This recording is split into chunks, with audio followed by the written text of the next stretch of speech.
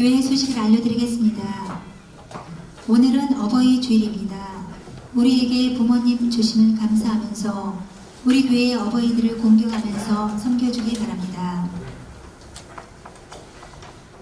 교회 음향시설 보강과 가정교회 목회자 컨퍼런스에 오시는 목사님들을 섬기는 필요를 위해 오늘 특별 헌금을 드립니다. 모두 자원하는 마음으로 물질을 들여 헌신해 주기 바랍니다. 담임 목사님께서는 오늘 오후 강남 세브란스 병원에 입원하시게 됩니다.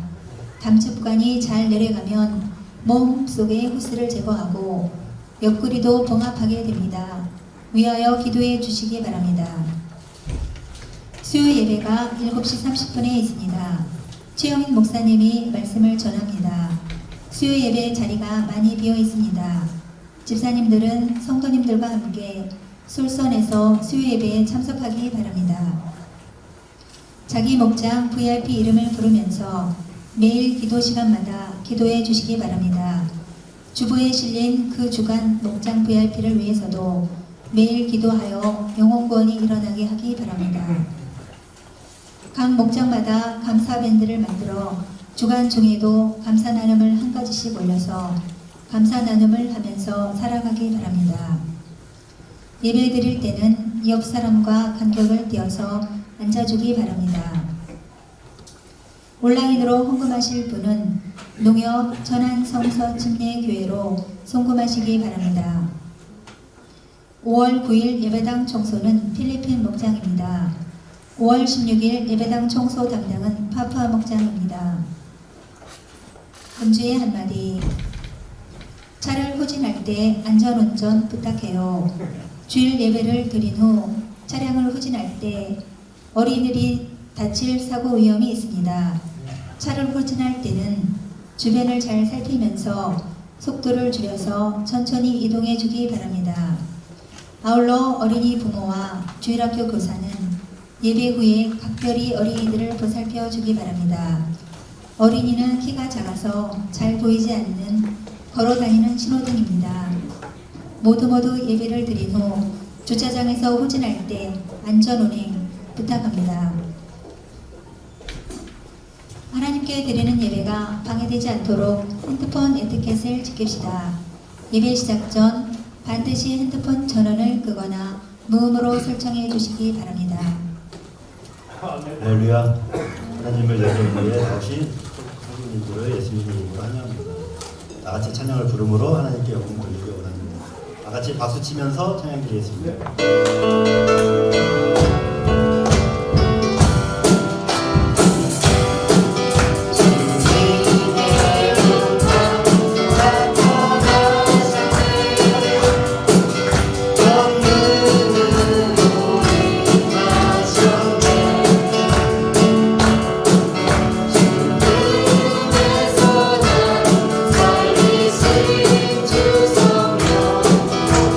Love, sing to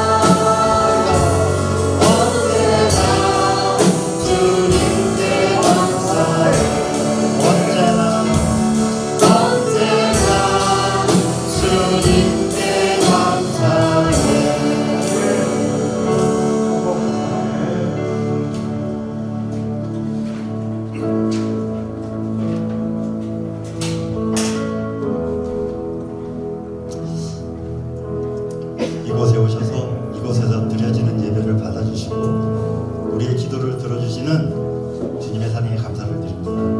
하늘의 문을 열고 오신 주님, 오직 주님의 이름만이 이곳에 있습니다라는 찬양의 가사처럼 우리를 일으켜 세워주시고 감싸 안아주시는 주님의 임재를 체험하는 귀한 시간이 되기를 원하며 찬양을 나누겠습니다.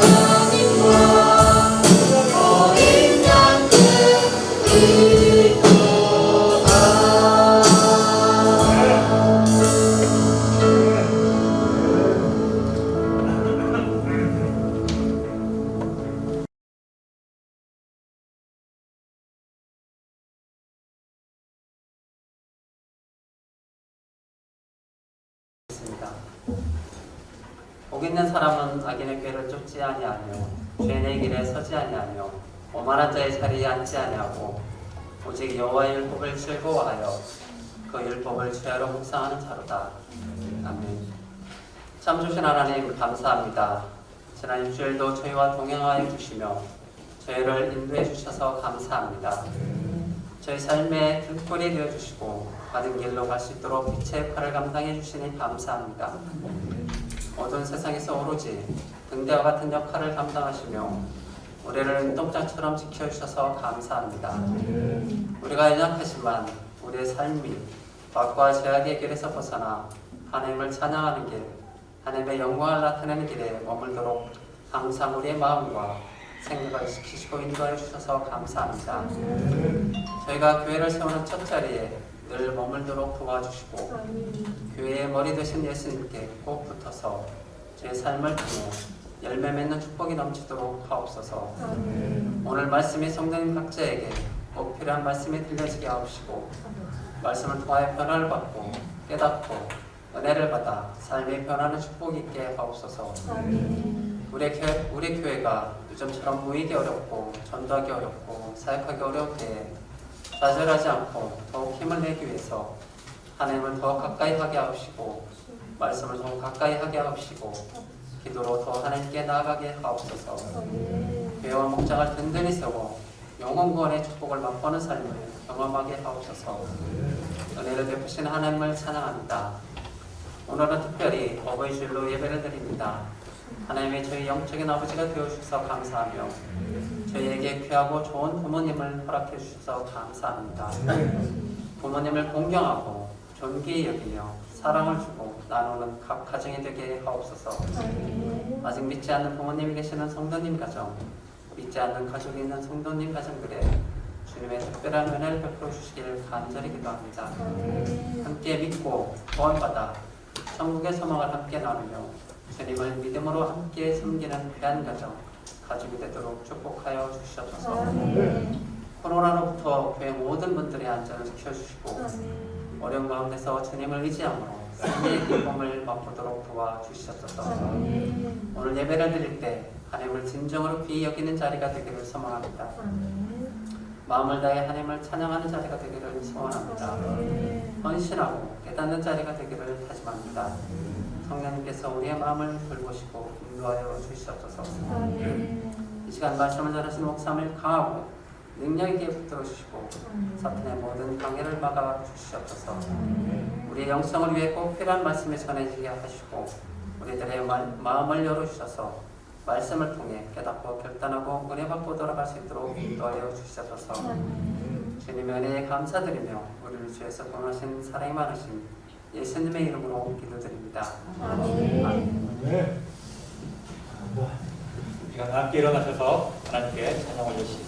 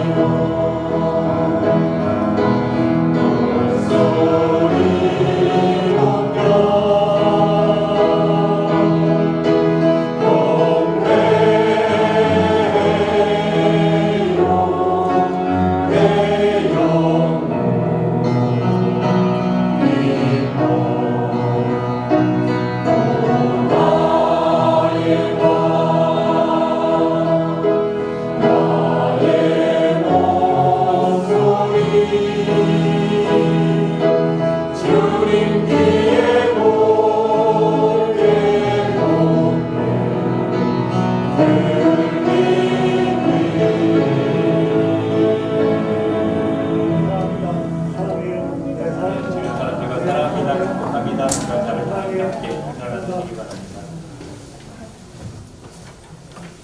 오늘은 어버이 주일이죠. 우리 교회에 하나님께서 섬기고 또 공경할 수 있는 귀한 분들을 주신 것에 정말로 감사를 드립니다. 여러분들께 이 시간 감사한 마음과 또 공경하는 마음을 담아서 귀한 시간을 가지기를 원하는데요. 우리 65세 이상 되시는 분들은 조금 불편하셔도 자리에서 일어나 주시면 감사하겠습니다.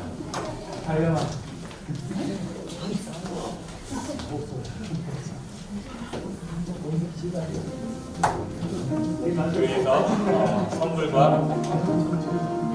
예쁜 화분을 준비했습니다. 일어나셔서 받아주시면 좋겠습니다. 앉아 계신 분들은 이 시간 어버이 마음으로 1절만 함께 마음을 모아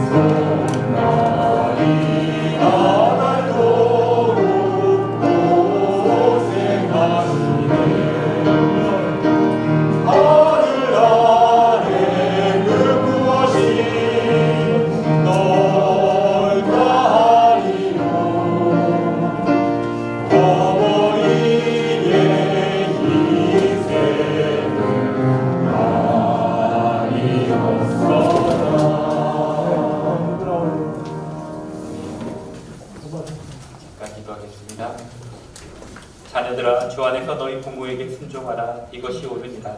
내 아버지와 어머니를 공경하라. 이것은 약속이 있는 첫 계명이니 이로써 내가 잘되고 땅에서 장수하리라.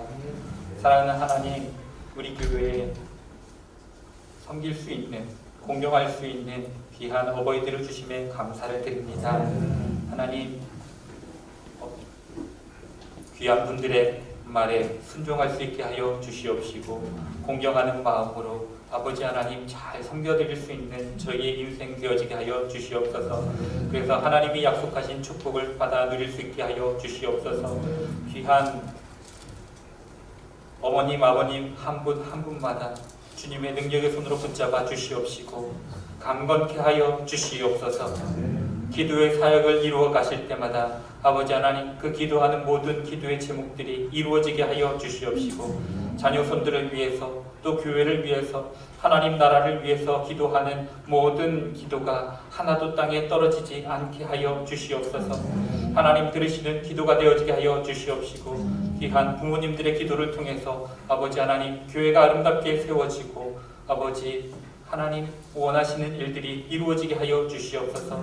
또한 귀한 자녀손들이 예수 그리스도를 구주로 영접하고 하나님의 자녀가 되며 놀라운 복음을 증거하는 일에 쓰임받는 인생으로 그렇게 변화되어지는 역사가 또한 나타나게 하여 주시옵소서. 하나님 앞에 서시는 그 순간까지 하나님 질병에 시달리지 않게 하여 주시옵시고, 온갖 환난과 걱정과 근심과 염려 속에서 건져주셔서 행복한 하루하루를 살다 가실 수 있도록 하나님 주관하시고 다스려 주시옵소서. 그렇게 살 수 있도록 인도해 주실 것을 믿사옵고 우리를 구원하신 주 예수 그리스도의 이름으로 기도하옵나이다. 아멘. 감사합니다.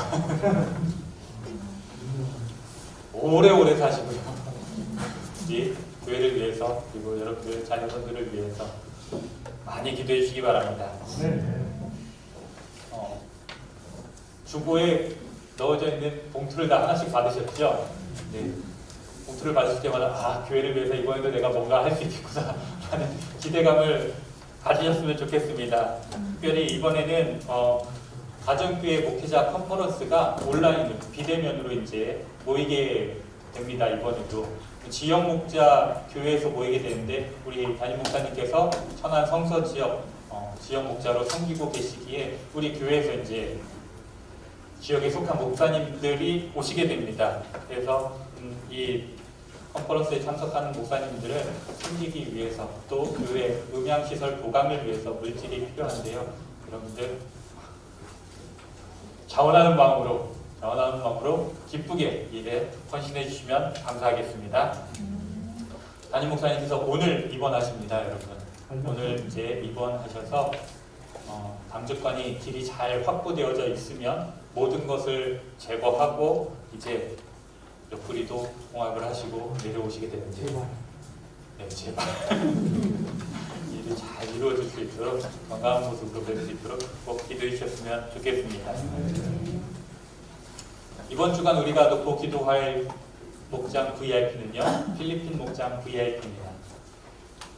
저번에는 6분이셨는데 2분이 늘어나셨어요. 네, 기도하니까 영혼을 보내주시는 것 같습니다. 아멘이시죠? 네, 총 2분이 늘어나셔서 8분이 되셨는데 필리핀 목장 VIP들을 위해서 기도 시간마다 힘써서 기도해 주시기 바랍니다. 다른 광고사항은 우리 주보를 참조해 주시고요. 이 시간 찬송가 559장 함께 찬송하시겠습니다.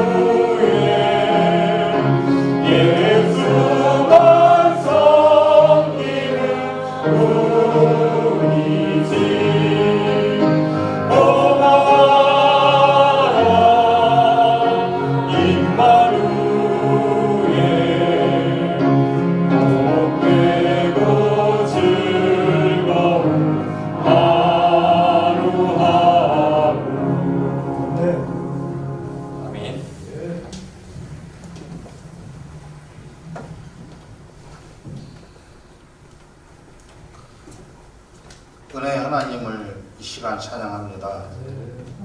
날마다 우리에게 일용할 양식을 주셔서 감사드립니다.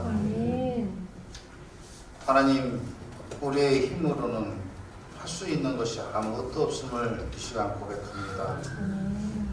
우리의 평범한 삶과 하루하루 하나님께 살아드림은 하나님의 섭리이며 은혜임을 이 시간 고백합니다.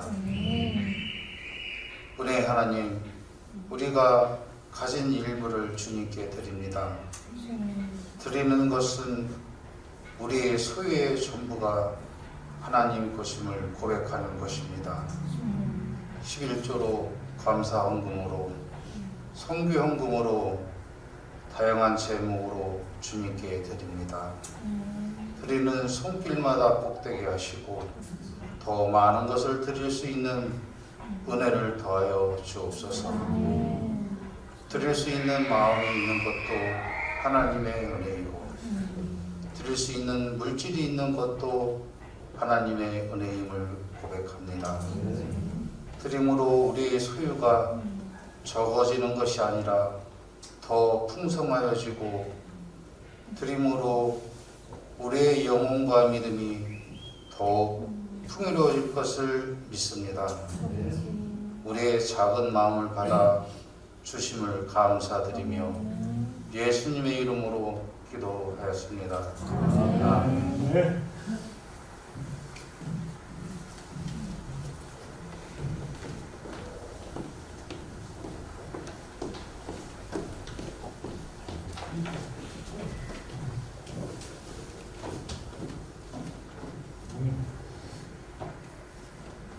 안녕하세요. 저는 필리핀 목장인 목녀 유미정입니다. 우선 부족한 저를 감사 간증을 하도록 인도하여 주신 주님께 감사를 드립니다.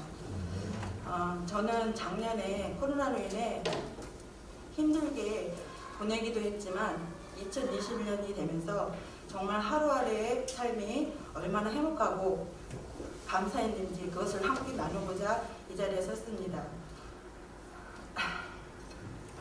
새로운 한 해가 시작되면 우리 교회에서는 1년의 사역들을 새롭게 나누는 일을 3월에 합니다. 전 작년 한 해 동안은 코로나로 인해 목녀임에도 불구하고 예배도 제대로 드리지 못하고 기도도 말씀도 제대로 드리지 못하며 웅크리고 불안한 가운데 지내고 있었습니다. 맡고 있던 중보기도 부장의 일도 제대로 하지 못한 채 나약한 삶을 살고 있었습니다. 그럴 때 주님께서는 나를 그대로 내버리시지 않고 다시 일으켜 세워주셨습니다. 주일 예배를 집에서 동영상으로 드리다가 사모님이 옆에서 기도하시면서 예배에 대한 부담을 갖도록 말씀하시면서 제 곁에서 권면해 주셔서 다시 주일에 모이는 대예배에 참석하게 되었습니다. 그런 저에게 하나님은 올해 중보기도와 예배와 행복의 길을 하도록 기회를 주셨습니다. 그리고 1월부터 말씀 읽기 2장을 온 성도님에게 매일매일 하자고 목사님이 말씀해 주셨습니다. 그리고 목자 목녀에게 매일 감사의 길을 쓰면서 한 가지씩 감사한 것을 적어보자고 목사님이 말씀하면서 밴드를 만들어 올리게 하셨습니다. 처음에는 시작할 때에는 목사님이 하라고 하시니까 자원하는 마음이 아닌 불편한 마음으로 시작했던 것 같습니다. 하지만 이것이 한 달이 되고 2달이 되고 100일이 되다 보니 제 안에서는 점점 자연스럽게 말씀 생활과 기도 생활을 하게 되었습니다. 그러면서 매일 감사일기를 쓰려면 감사거리를 찾아야 하니 작은 일에도 감사가 되면서 감사를 말로 표현하게 되고 글로 작성을 하니까 하루의 일상을 되돌아보는 기도가 된 듯합니다. 하나님께서 저를 훈련시키시며 점점 저의 신앙생활을 회복시켜 가고 있음을 깨달았습니다. 그러면서 중보기도를 다시 시작하게 되고 자연스럽게 예배생활도 열심을 내게 되었지요. 그럴 때 사모님이 목사님과 1대1 행복의 길을 같이 하자고 제안해 주셨습니다. 화요일 중보 기도를 마치고 1시간만 하시자고 그래서 예하고 순종했지요. 행복의 길을 할 때 처음 마음은 상복부를 다시 시작하는구나 하는 부담감을 가졌지만 목사님과 사모님과 첫째 날 행복의 길을 하는데 저는 삶을 나누는 진솔한 나눔의 시간을 가진다는 생각에 얼마나 감사했는지 모릅니다. 나의 변화, 당신의 행복, 누군가를 행복하게 하기 위해서는 내가 먼저 부담되어야 한다는 사실을 깨닫게 하여 주셨습니다. 나눔을 하면서 마음이 따뜻해지고 마음의 치유와 기쁨이 넘치는 삶을 경험하는 축복과 은혜가 있었습니다.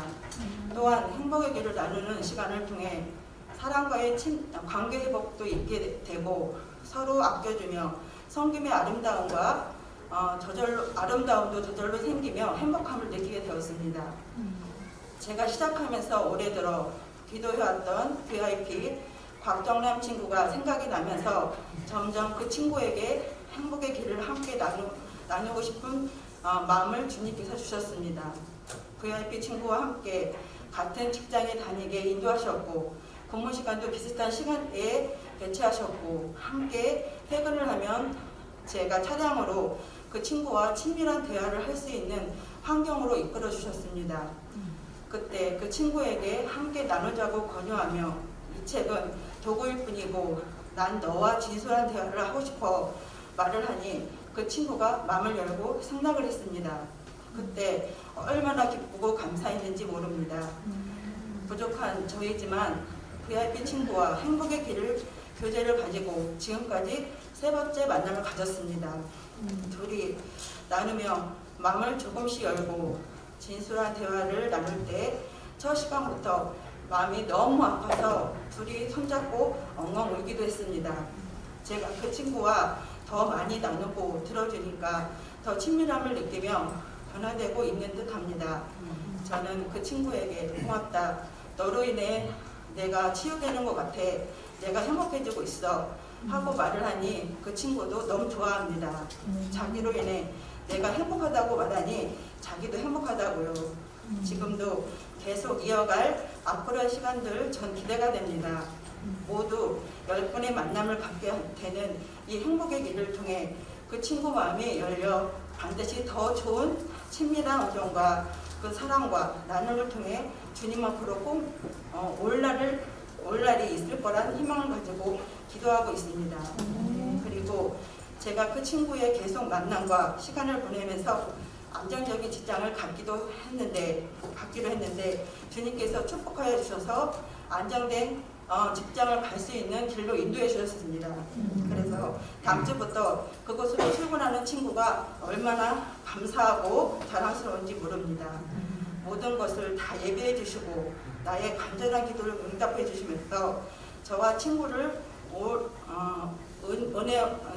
친구를 은혜와 축복의 길로 인도해 주시는 주님께 감사를 드립니다. 앞으로 2번 더 목사님과 사모님과 행복의 기울 나눔을 통해 더 깊은 진솔한 대화를 하게 될 것이 기대가 됩니다. 때론 기쁨도 때론 슬픔까지도 나누어 주셔서 마음이 치유가 되게 하여 주신 목사님, 사모님 감사를 드립니다. 전 요즘 정말 하루하루가 행복합니다. 앞으로 더욱 내가 변화되어 많은 사람들 앞에 행복하게 해줄 수 있는 일에 쓰임받도록 함께 기도해 주시고 감사합니다. 사랑합니다. 축복합니다.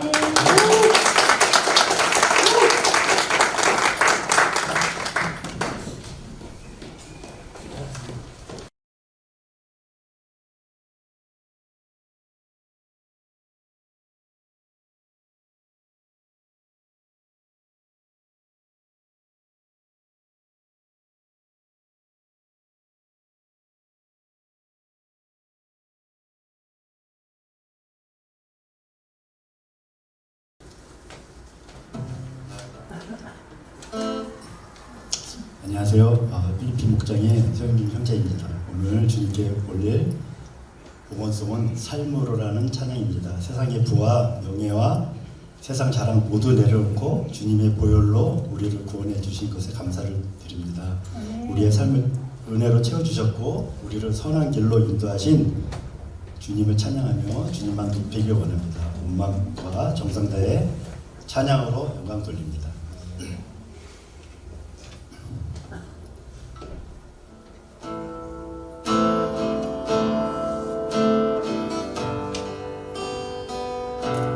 세상의 부와 세상의 명예 세상 자랑 모두 내려놓고 날 구한 십자가 날 씻긴 보혈 주의 은혜를 깊이 생각합니다. 세상의 부와 세상의 명예 세상 자랑 모두 내려놓고 날 구한 십자가 날 씻긴 보혈 주의 은혜를 깊이 생각합니다. 나의 나 된 것 내 모든 것 다 거저 받은 선물 내 삶을 은혜로 가득 채워주셨네. 나의 나 된 것 내 모든 것 다 거저 받은 선물 내 삶을 주신 분께 다시 올려드리니 나는 삶으로 주님을 노래합니다. 나를 통하여 주님만 높임 받으소서. 나는 삶으로 주님을 예배합니다. 나의 삶을 빛으로 사용하소서. 세상의 부와 세상의 명예 세상 자랑 모두 내려놓고 날 구한 십자가 날 씻긴 보혈 주의 은혜를 깊이 생각합니다. 나의 나 된 것 내 모든 것 다 거저 받은 선물 내 삶을 은혜로 가득 채워주셨네. 나의 나 된 것 내 모든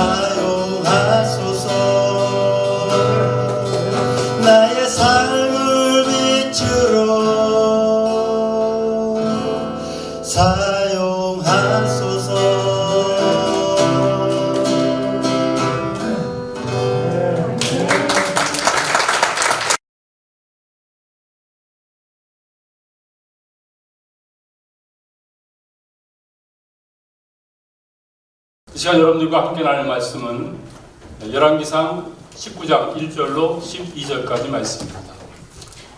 다 함께 구약성경 열왕기상 1절로 12절까지 말씀을 열어주시고 저와 함께 교독함으로 함께 읽겠습니다.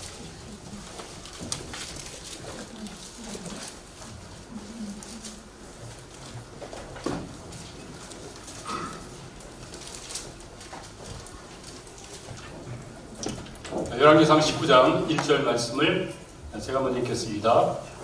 아합이 엘리야가 행한 모든 일과 그가 어떻게 모든 선지자를 칼로 죽였는지를 이세벨에게 말하니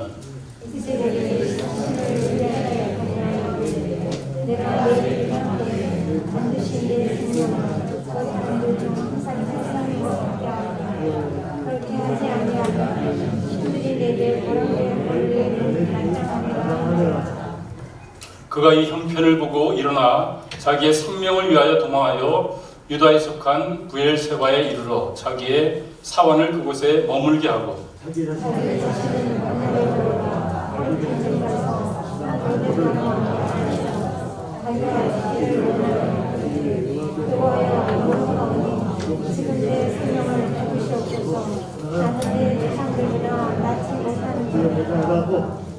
로뎀나무 아래에 누워 자더니 천사가 그를 오르만지며 그에게 이르되 일어나서 먹으라 하는지라.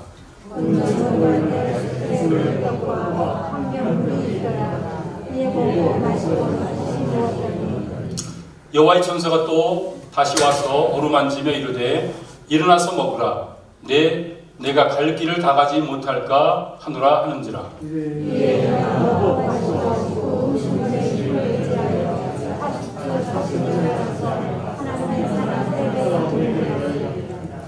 엘리야가 그곳 굴에 들어가 거기서 머물더니 여호와의 말씀이 그에게 임하여 이르시되 엘리야야 내가 어찌하여 여기 있느냐.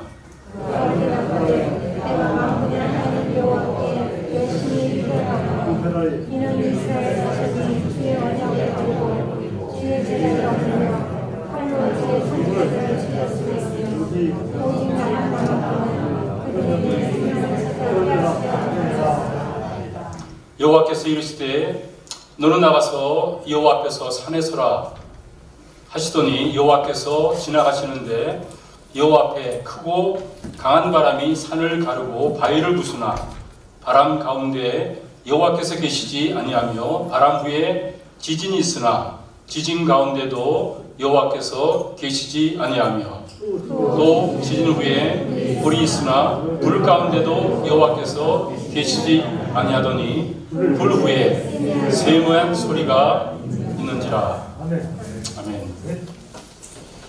여러분이 신앙생활할 때 기복이 있습니까? 없습니까?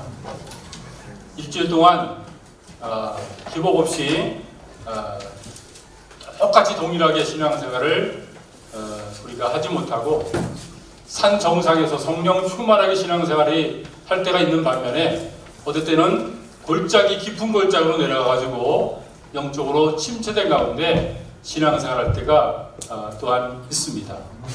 그런데 이것은 우리뿐만 아니라 오늘 본문에 나오는 하나님께서 놀랍게 쓰임받은 선지자 엘리야의 삶 속에서도 이러한 신앙생활에 기복이 있는 것을 보게 됩니다. 본문에 나오는 엘리야는 산 정상에서도 살아봤고 또 깊은 골짜기에서도 살아봤던 그런 사람입니다. 마치 롤러코스터 타듯이 올라갈 때가 있는데 또 내려갈 때가 있는 업다운하는 그런 삶을 엘리야 선지자도 살아가는 것을 봅니다. 우리가 신앙생활 할 때 산 정상에서 성령 충만한 가운데 믿음의 삶을 살 때는 문제될 게 없습니다. 그렇죠? 하나님과 동행하면서 문제될 게 없죠. 근데 문제는 뭡니까? 우리가 영적으로 침체된 가운데 살아갈 때 그때가 문제죠. 그래서 우리 삶 속에 영적으로 침체된 그런 순간들이 찾아올 때 그것을 어떻게 극복하고 해결하는지 그 방법을 알지 못할 때는 우리가 너무 힘들고 어렵게 지낼 수가 있는 것입니다. 오늘 이 엘리야를 통해서 영적 침체에 있을 때 우리가 어떻게 벗어나는지 그 비결을, 그 방법을 오늘 함께 여러분과 나누고자 합니다. 엘리야는 이스라엘 19왕 중에서 가장 악한 왕이었던 아합이 왕으로 통치할 때 그때 활동했던 선지자입니다. 이스라엘 백성은 아합과 그 아내 이세벨로 인해서 이스라엘 전역이 바알을 섬기는, 하나님을 섬기는 대신 이제 바알과 아세라를 섬기는 우상 숭배가 본격적으로 시작됐던 그때였습니다. 이때 등장한 선지자가 바로 엘리야입니다. 그래서 엘리야는 사명을 가졌어요. 뭡니까? 바알 선지자를 무찌르고 하나님이 진짜 하나님인 것을 이스라엘 백성들에게 나타나 보여야 하는 그런 사명을 가지고 하나님의 보냄을 받았던 것을 봅니다. 그래서 엘리야가 이렇게 얘기합니다. 바알 선지자 450명과 아세라 선지자 400명, 도합 850명, 갈멜산으로 좀 오게 하라는 것입니다. 그리고 하나님 쪽에서는 엘리야 혼자 맞닥뜨리면서 이제 하늘에서 불이 내려가지고 제단에 있는 이 송아지를 태우는 바로 그 신이 진짜 신인 것을 한번 내기를 하자라고 얘기합니다. 그들도 바알 선지자도 흔쾌히 그래서 한번 좋다 하자 그래서 이제 갈멜산에서 합니다. 먼저 바알 선지자와 아세라 선지자 850명이 그들의 그 바알 신을 부리면서 불을 내려달라고 합니다. 불이 내리지 않으니까 온몸을 이제는 또 자해하면서 불을 내려라 하지만은 목상이, 인간이 만든 그 우상이 불을 내릴 리가 없는 것이죠. 아무런 것도 나타나지 않았습니다. 그 다음에 이제 엘리야가 어떻게 합니까? 이제 송아지 소 위에 거기다가 물을 또 엄청나게 또랑까지 넘치도록 붓게 만듭니다. 그 다음에 하나님께 간절히 기도합니다. 하나님, 불을 내려서 하나님만이 진짜 하나님인 것을 이 모든 사람들로 하여금 알게 해주십시오. 그럴 때 하늘에서 불이 떨어져가지고 그 송아지를 다 소를 태우고 거기서 참된 하나님이 바로 이스라엘 하나님, 엘리야가 믿고 있는 하나님이라는 것을 보여줍니다. 그랬을 때 이 엘리야가 거기에 있는 바알 선지자 450명을 모두 죽여버립니다. 이 엘리야는 바알 선지 450, 또 에스라, 그다음에 또 이제 아세라를 섬기는 또 400명, 도합 850명 대 1로서 혼자 싸웠던 것을 봅니다. 큰 승리를 경험했죠. 그런데 이것이 이제 우리가 읽은 열왕기상 18장에 나옵니다. 19장 앞에 있는 18장에 나오는 그 내용입니다. 그리고 나서 이제 19장이 이어지는데 이런 일들을 아합이 이제는 자기 아내 이세벨한테 얘기를 합니다. 그랬을 때 19장에서는요 이 장면이 완전히 바뀌어 버립니다. 이세벨이 이제 엘리야를 찾아서 죽이려고 한다는 얘기를 듣게 되니까 엘리야가 자기의 생명을 부지하기 위해서 거룩한 나살로를 하면서 도망가는 이 모습을 우리가 보게 됩니다. 그래서 이제 어디까지 도망가냐면 브엘세바까지 도망가가지고 거기서 또 하나님께 뭐라고 합니까? 하나님 넉넉하오니 저를 죽여달라라고 그렇게 얘기를 합니다. 참 재밌습니다. 이세벨이 자기를 죽이려고 그럴 때는 혼비백산에서 도망갑니다. 그리고 하나님 앞에 와가지고는 하나님 저를 죽여주십시오 라고 얘기를 합니다. 그냥 이세벨이 죽이려고 그럴 때 가만히 있으면 이세벨한테 죽어요. 그냥 죽고 싶으면 가만히 있으면 돼요. 근데 살고 싶어가지고 도망간 다음에 하나님 앞에서 와가지고는 뭐예요? 푸념을 하면서 나를 넉넉하오니 죽여달라 라고 이렇게 푸념하는 것을 봅니다. 지금 왜 엘리야가 이런 말 합니까? 그것은 지금 엘리야가 영적 침체를 경험하고 있었기 때문인 것입니다. 삶이 너무나 고달프고 힘들었기 때문인 것입니다. 그래서 이제는 살 의욕까지도 상실하게 된 것을 봅니다. 여러분, 우리 영적으로 충만한 그런 삶을 살다가도 때때로 우리 삶 속에 영적 침체를 경험할 때가 있어요. 저도 그런 영적 침체를 경험을 했습니다. 그렇게 될 때 어떻게 되냐면 신앙생활에 활력이 없습니다. 기쁨이 없습니다. 삶이 무기력해집니다. 예배 나오고 또 봉사하고 어떤 일을 하더라도 참 어렵습니다.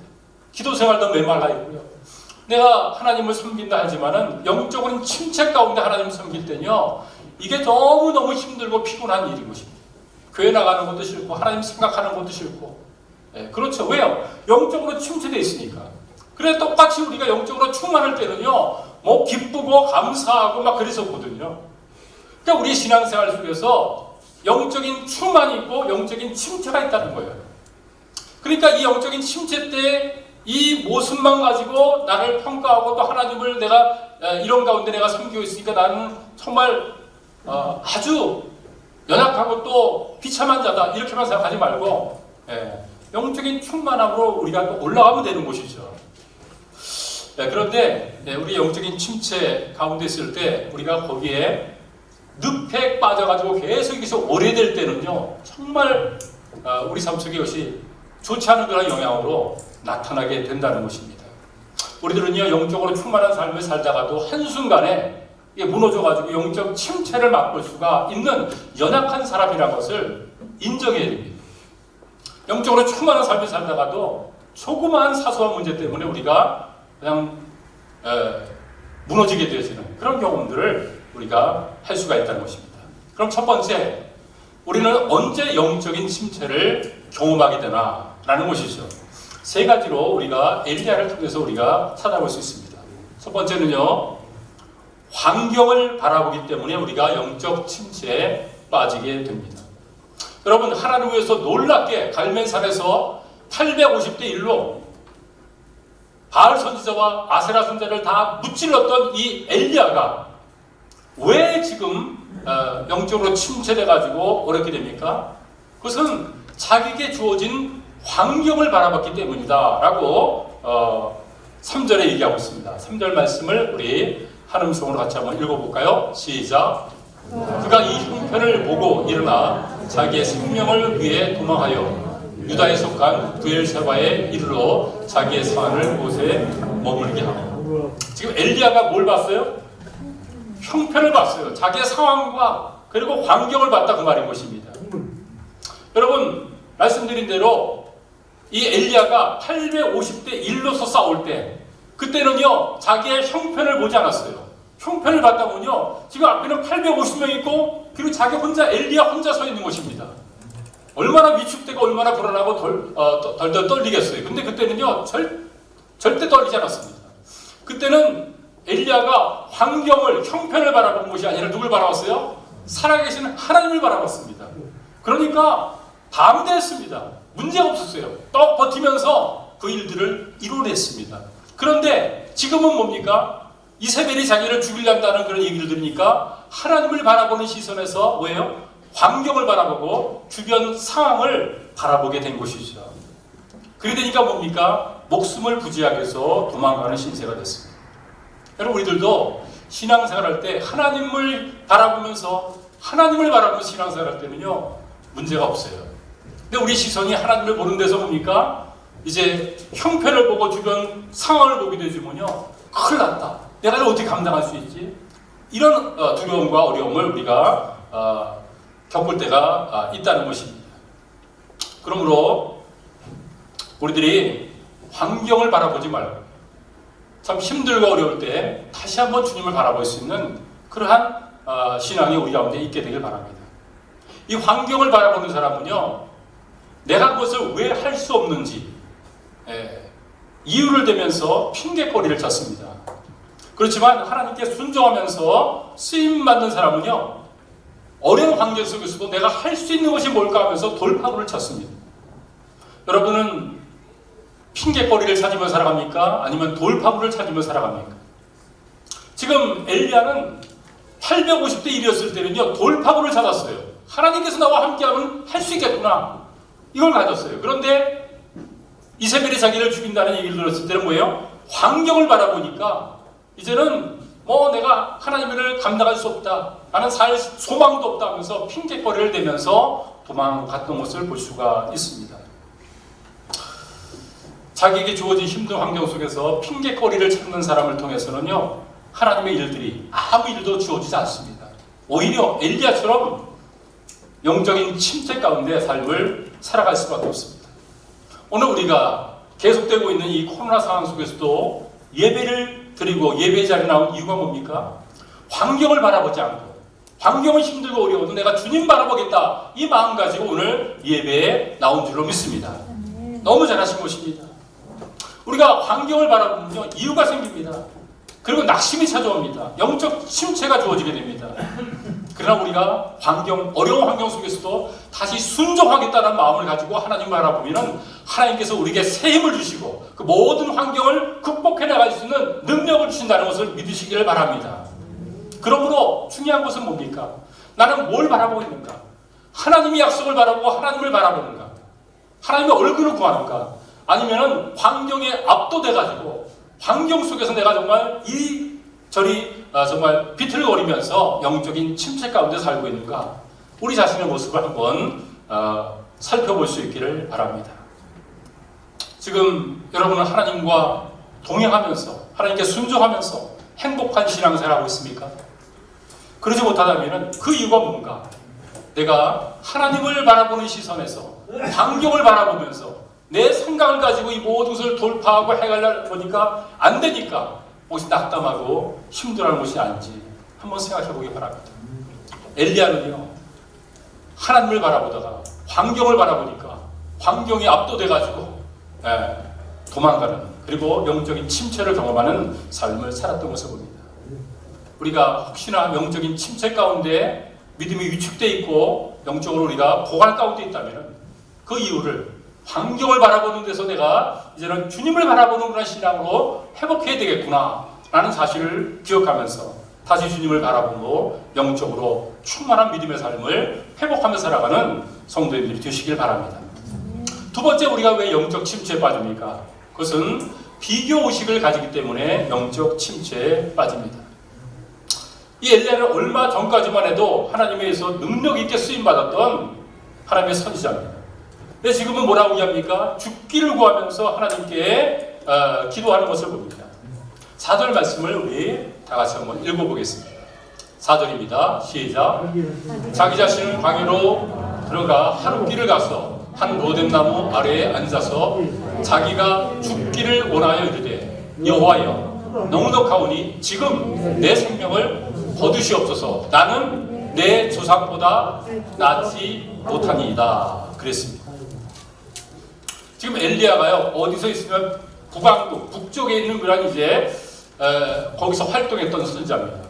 근데 어디까지 도망갔냐면 부엘세바까지 도망갔다, 그렇게 얘기하고 있습니다. 부엘세바로 어디냐면은 남유다의 가장 끝부분에 있는 곳입니다. 그래서 이스라엘 지도를 가지고 얘기할 때 가장 북쪽은 단이라는 곳이고 가장 남단은 부엘세바까지다. 단에서 부엘세바라는 그런 말이 이제 이스라엘의 이제 그 지도를 얘기할 때 그렇게 얘기를 합니다. 그러니까 우리 말로 얘기하면 이것입니다.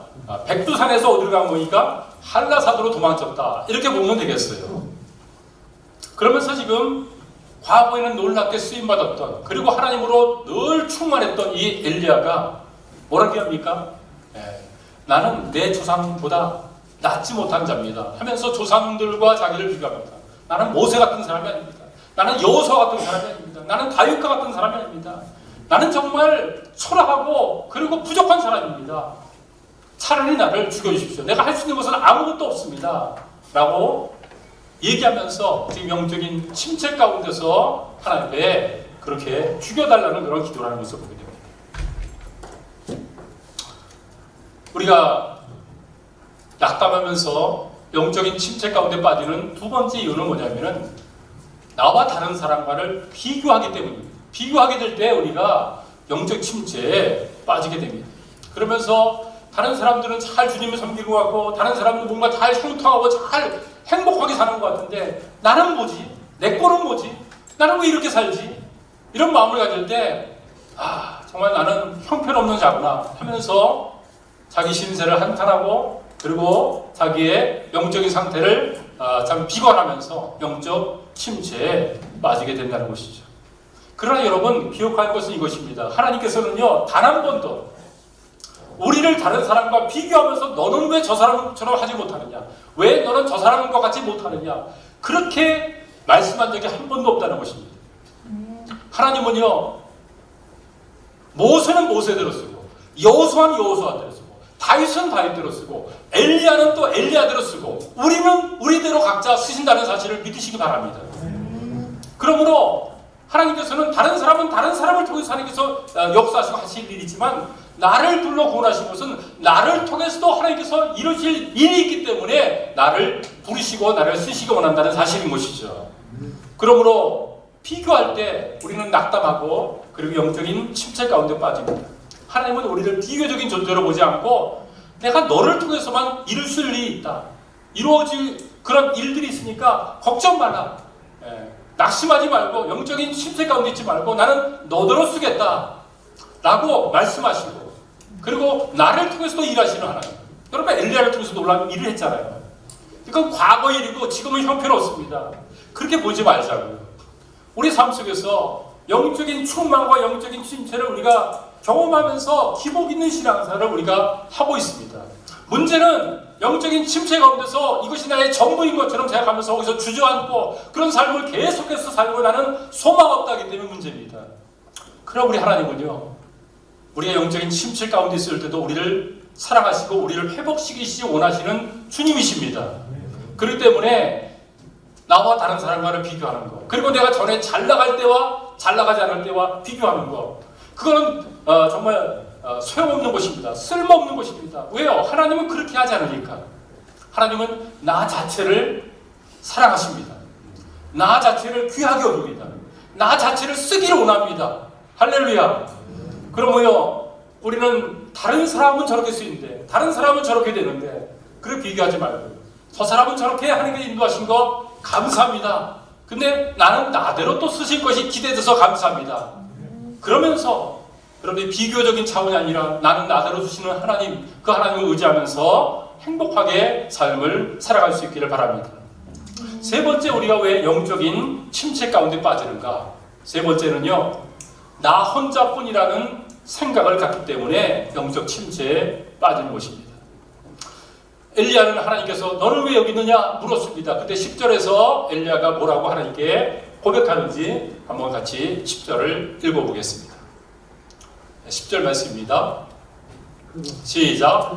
그가 대답하되 내가 만군의 하나님 여호와께 열심히 위별하오니 이런 이스라엘 자손이 주의 언약을 버리고 주의 제단을 헐며 칼로 주의 선자들을 죽였으며 오직 나만 남았거늘 그들이 내 생명을 찾아 빼앗으려 하나이다. 그랬습니다.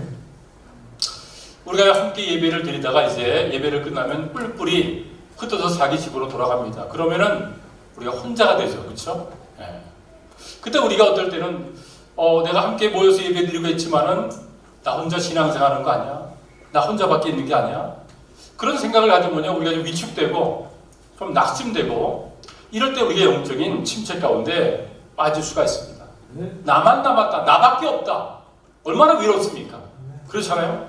아무도 도와주지 않고 아무도 나를 알아주지 않고 삶을 살 때요, 정말 우리는 힘들고 어렵습니다. 엘리야가 지금 그렇게 얘기하고 있어요. 나만 남았다, 나밖에 없다 그랬습니다. 여러분 근데 한번 생각해 보세요.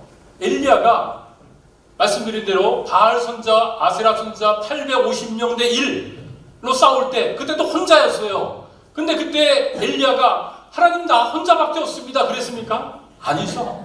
네. 하나님이 나와 함께하고 있다는, 하나님이 나와 함께하겠다는 하나님의 의식으로 가득 차가지고 있는 삶을 살았어요. 성령 충만한 가운데 능력을 행했습니다. 그런데 그렇게 놀랍게 하나님께 쓰임받았던 엘리야도 그 삶 속에 기복이 있는 것이죠. 영적인 충만 그 속에만 사는 게 아니라 영적인 침체 가운데 살 때가 있어요. 그러니까 그 입술의 고백이 뭡니까? 나는 혼자입니다. 나는 너무나 외롭고 너무나 어렵습니다. 라고 얘기하는 것을 봅니다. 그때 하나님께서는 찾아오셔서 엘리야야, 너 혼자 아니야? 라고 말씀하십니다. 그리고 뭐라고 말씀하면 바알에게 무릎 꿇지 않은 자가 엘리야 너 혼자 생각하지? 아니야, 7,000명이나 된 바알에 무릎 꿇지 않은 사람을 내가 예비해놨다.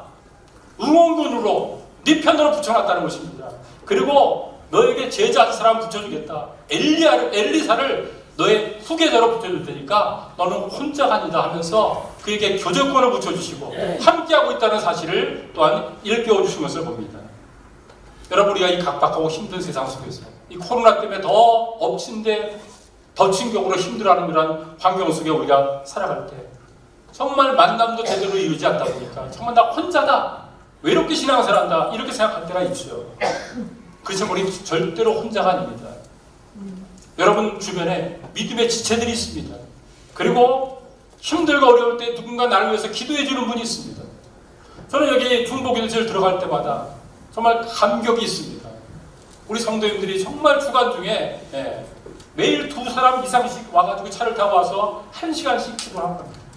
그러면서 기도 응답들이 붙여져가지고 맨 처음에 하나도 없었던 흰 그 보드에 계속 기도 응답이 저는 가득 차 있는 것을 지금도 우리가 마인드 가지고 기도하고 있지만 이 기도 제목도 이제는 이 보드판에 붙여서 응답됐습니다 하는 그 기도로 바뀔 것이다 생각이 듭니다. 여러분 누군가 우리를 위해서 기도하는 사람이 있습니다. 절대로 우리는 혼자가 아닙니다. 그리고 무엇보다 세상 끝날까지 너희와 항상 함께 있겠다고 약속하신 주님께서 우리와 함께하고 계십니다. 그러므로 사랑하는 여러분, 엘리야가 영적 침체에서 나 혼자뿐이라는 것은 잘못된 생각이지 절대로 혼자가 아닙니다. 혼자뿐이라고 생각할 때는 위험한 때예요. 영적인 침체 가운데 내가 빠져있을 때입니다. 눈을 들어보십시오. 주님이 나와 함께하고 있죠. 하나님께서 우리에게 허락하신 사람들이 있습니다. 그러므로 우리가 주일 예배뿐만 아니라 수요 예배도 참여하는 건 너무 중요합니다. 영적으로 다시 한번 새롭게 될 수 있는 그런 기회이기 때문입니다. 뿐만 아니라 우리에게 목장을 주셔서 주간 중에 우리들이 목장 속에서 우리의 삶을 나누고 또 우리들이 마음을 함께 나누면서 서로 기도하고 또 격려를 받는 것 너무너무 중요한 것이죠. 우리가 혼자가 아니라는 이 사실, 그리고 우리 주변에 나와 함께하고 있는 믿음의 지체가 있다는 사실이 우리로 하여금 신앙생활을 힘있게 할 수 있습니다. 우리에게 예배도 내가 구원받은 자로서 혼자 고독하게 섬에 떨어져 있는 것처럼 혼자만 있다면 정말 힘들 거예요. 근데 하나님께서 우리에게 주신 가장 큰 축복이 뭡니까? 우리를 교회로 불러주셨습니다. 목장으로 불렀습니다. 지체로 불러주셨습니다. 그래서 서로 함께 기도해주고 격려받으면서 힘을 얻도록 만들었습니다. 그러므로 혼자라는 그런 이런 의식을 갖는 것이 아니라 내 주변에 사람들을 주셨구나, 이 사실을 믿음의 눈을 떠서 바라보면서 힘을 얻기 바랍니다. 하나님께서 이 세상의 모든 사람들을 다 쓸 수 있습니다. 그렇지만 하나님께서 쓰시지 못하는 유일한 한 부류의 사람이 있어요. 그 사람이 어떤 사람입니까? 낙심 가운데 영적 침체 가운데 살아가는 사람입니다. 낙심하고 영적 침체 가운데 있는 사람 중에서 하나님의 위대한 일을 이룬 사람을 만나본 적 있습니까? 없습니다. 그렇기 때문에 지금 이 엘리야도 낙심 가운데 있고 영적 침체 가운데 있기 때문에 하나님께서 그를 회복시켜가지고 쓰시기 위해서 찾아오신 것이죠. 우리 가운데 영적 침체, 낙심, 혼자뿐이라는 것, 그리고 정말 내가 너무 어렵고 환경을 바라보면서 내가 주눅들어 있다는 것, 그런 환경 속에 우리가 살 때가 있어요. 예. 그렇지만 영적인 침체 속에서 오랫동안 머무르면 안 되고요. 예. 그리고 나는 이렇기 때문에 나는 아무것도 할 수 없다 하면서 자초포적해서 안 되고요. 영적 침체를 벗어날 수 있는 그런 방법들을 우리들이 가져야 되는 것이죠. 자, 그러면 두 번째, 우리가 어떻게 하면은 영적인 침체에서 벗어날 수가 있는가? 이 해결책과 비결을 우리가 안고 이제 영적 침체에서 벗어나서 돌아갈 수 있길 바랍니다. 첫 번째는요, 지친 몸과 마음을 회복해야 되는 것입니다. 지금 엘리야가 지금 영적인 침체 가운데 힘들어하는 것은 뭐냐면은 몸이 힘들었어요. 혼자서 850명을 대항해 싸우고 450명을 다 자기 손으로 죽였으니까 얼마나 힘들고 어려웠겠습니까? 그래서 하나님께서는 심신이 피곤해져 있는, 지쳐 있는 이 엘리야를 찾아오셔가지고 계속해서 먹이고 재우는 일만 하십니다. 한번 5절부터 7절까지 말씀을 볼까요? 로뎀나무 아래에 누워 자더니 천사가 그를 어루만지며 그에게 이르되 일어나서 먹으라 하는지라. 본전 머리맡에 숯불에 구운 떡과 한 병 물이 있더라. 이에 먹고 마시고 다시 누웠더니 여호와의 천사가 또다시 와서 오르만지며 이르되 일어나서 먹으라. 내가 갈 길을 다 가지 못할까 하노라 하시니라고 했습니다. 하나님께서 이 엘리야를 찾아오셔가지고 제일 먼저 하게 보니까 너는 과거에 놀랍게 쓰임받았는데 왜 영적인 침체가 됐냐 하면서 지적하면서 정죄하게 하셨습니다. 엘리야의 영적인 침체 가운데 힘들어하고 있는 그 육신이 힘들어하고 정말 영적으로 힘들어하고 있는 그 엘리야를 아셨습니다. 그래서 그를 회복시키기 위해서 찾아왔습니다. 여러분, 우리는요 영적인 존재지만 영적인 면만 가지고 살아가는 존재는 아니라는 것을 알아야 됩니다.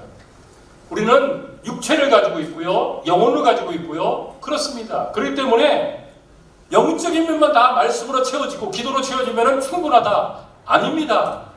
우리는요, 불균형을 이루게 됩니다. 그럴 때는요. 우리의 몸도 보살피고 우리의 정신 건강도 보살피고 그리고 우리의 영혼도 보살펴야지만 우리가 영육간 강건해져서 주님을 섬길 수가 있는 것입니다. 우리가 육체적으로 힘들게 되어지면요, 영적인 일에도 지장을 받습니다. 영향을 받습니다. 그래서 몸이 힘들게 되어지면요, 하나님께 나와서 예배드리고 또 하나님을 섬기려고 하는 일들이 참 제대로 하기 참 어렵습니다. 조그만 일에도 짜증이 납니다. 낙심하게 됩니다. 여유가 없습니다. 왜 그렇습니까? 우리가 몸이 부실하니까 그럴 때가 있다는 것이죠. 그래서 하나님께서는요, 우리의 영적인 건강만 돌보는 것이 아니라 우리 몸의 건강도 돌보기를 원합니다. 그래야지만 그 속에서 우리가 힘을 내서 하나님을 섬길 수 있기 때문이죠. 그런 때때는 우리 가운데 힘들고 어려울 때는요, 쉬는 시간이 필요합니다. 쉼이 필요합니다. 네. 건강을 위해서 다시 한번 재충전되는 그런 시간들이 필요하다. 그 말인 것입니다. 우리의 마음과 우리의 육체와 정신이 다시 한번 새 힘을 얻게 되면 영적으로 모든 것을 받아들일 수 있는 그러한 것들이 다 갖춰줄 수가 있다는 것이죠. 그래서 예수님께서는 수고하고 무거운 짐진 자들아 다 내게로 오라. 내가 너희를 쉬게 하겠다고 했습니다. 우리한테 정말 쉼이 필요합니다. 일하는 것 이전에 먼저 쉼을 통해서 힘을 얻고 재충전을 받아야지만은 하나님의 일을 감당할 수 있죠.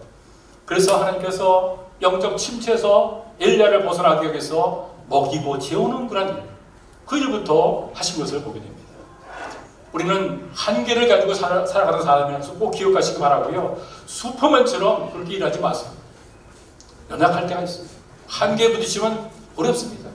그래서 하나님 주시는 쉼을 누리면서 주님을 힘있게 섬기기 바랍니다. 두 번째, 우리가 어떻게 하면 영적 침체에서 벗어나는가? 말씀으로 우리가 영적 힘을 회복해야지만은 영적 침체에서 벗어날 수가 있습니다.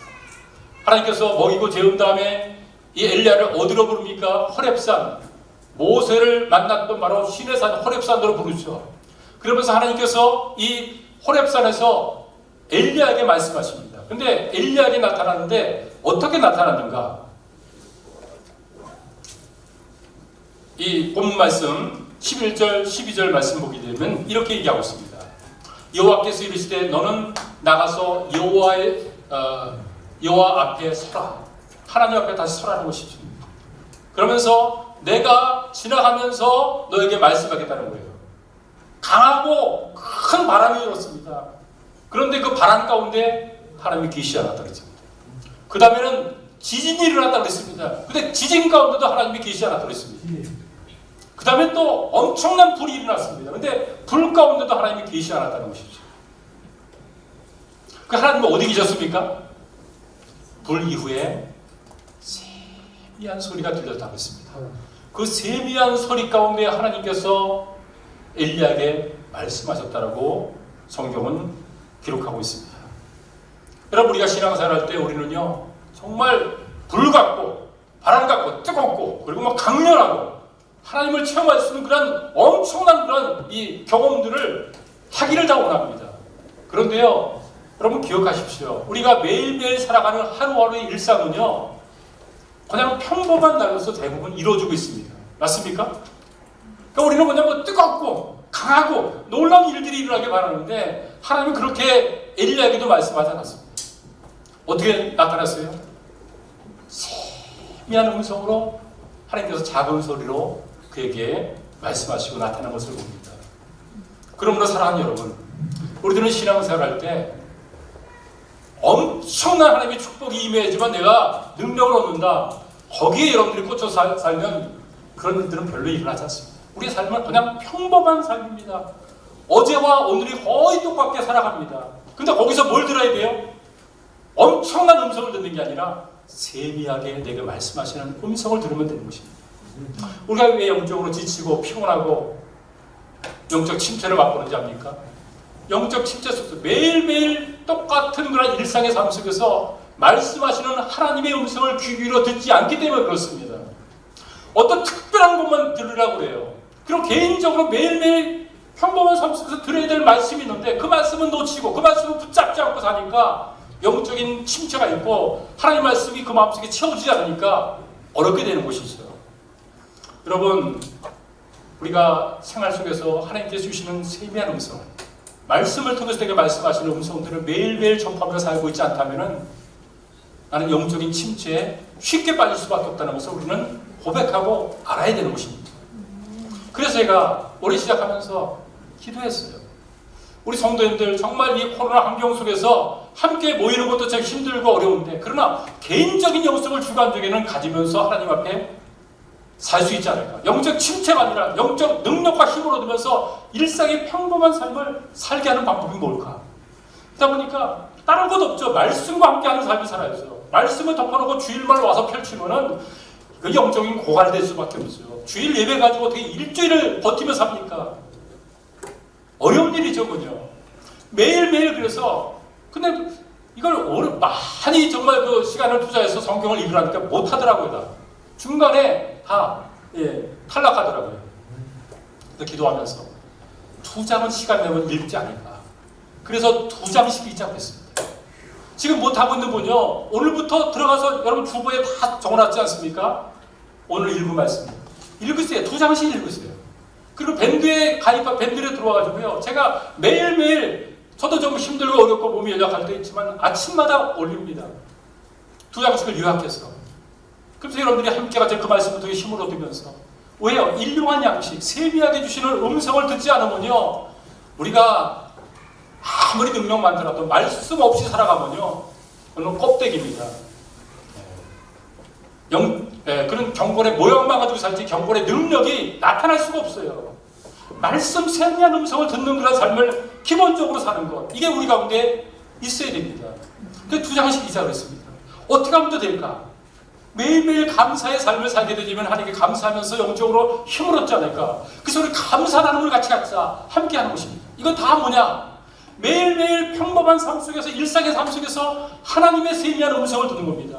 내게 주시는 하나님께서 축복들을 한번 찾아보는 것입니다. 그걸 감사로 알아게 될 때 하나님의 뜻 가운데 살게 되고요, 감사가 넘치니까 영적으로 충만한 삶을 회복할 수가 있는 것이죠.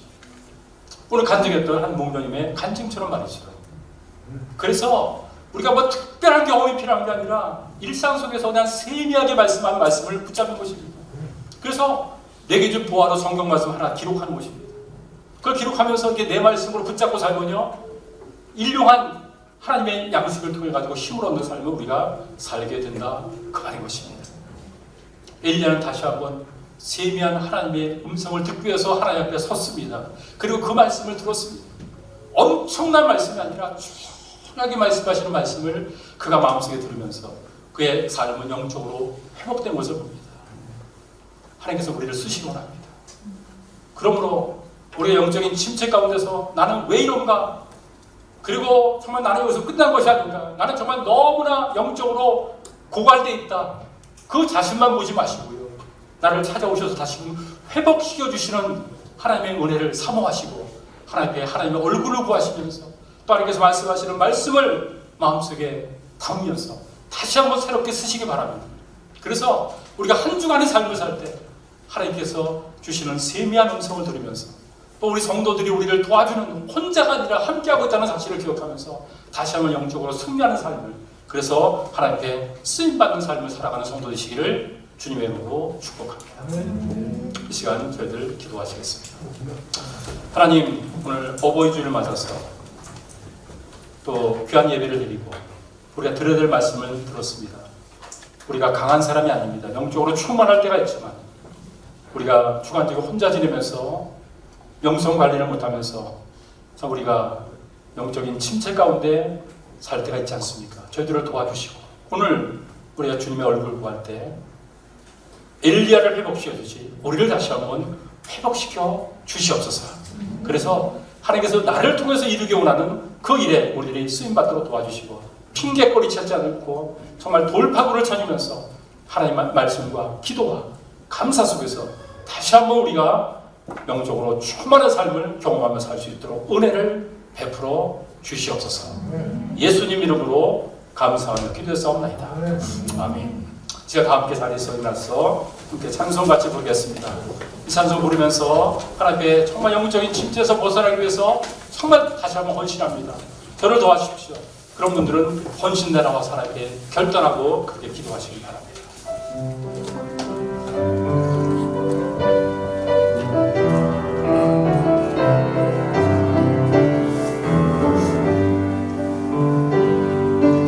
왜 슬퍼하느냐,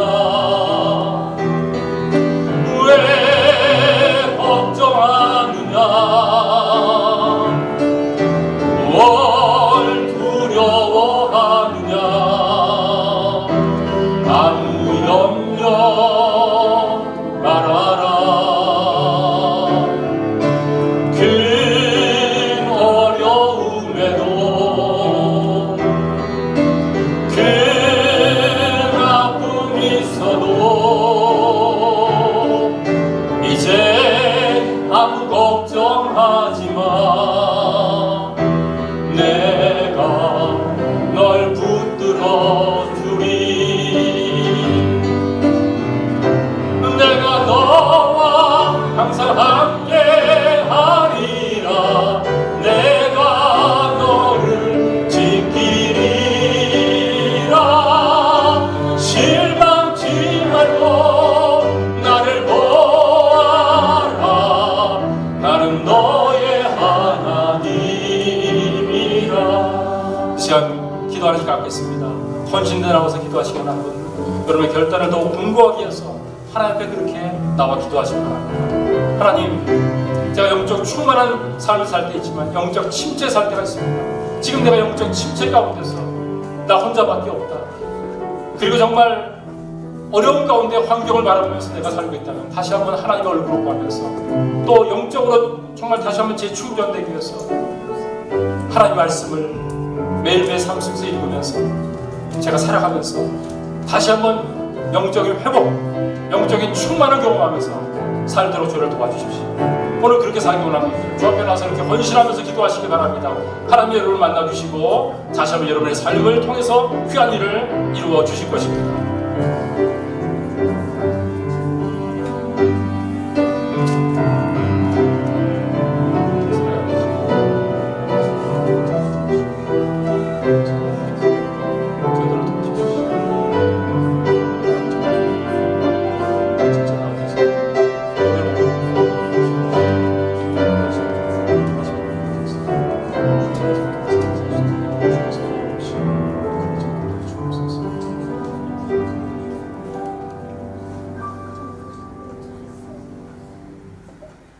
이제 평안한 마음으로 세상에 돌아가십시오.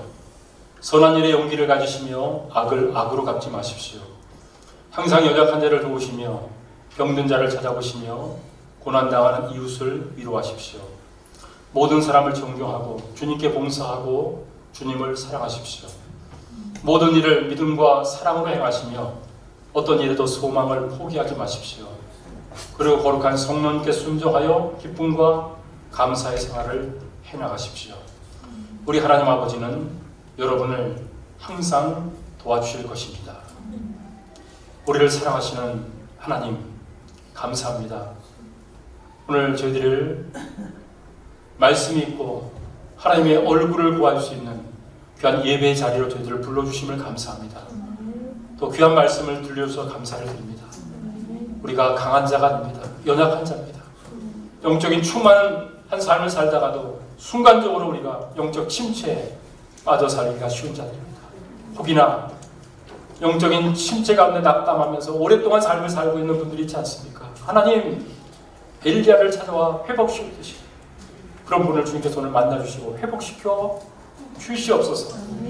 이 코로나 환경 속에 우리가 우리의 영적인 그런 것이 다 고갈되면 살지 않도록 도와주시고 매일매일 하나님 말씀 앞에 세미한 음성을 들으면서 하나님의 얼굴을 구하면서 기도하면서 감사하면서 성례의 삶을 평범한 삶 속에 살아가도록 도와주시고 그 속에서 우리가 다시 한번 쓰임받는 삶을 살아갈 수 있도록 축복해 주옵소서.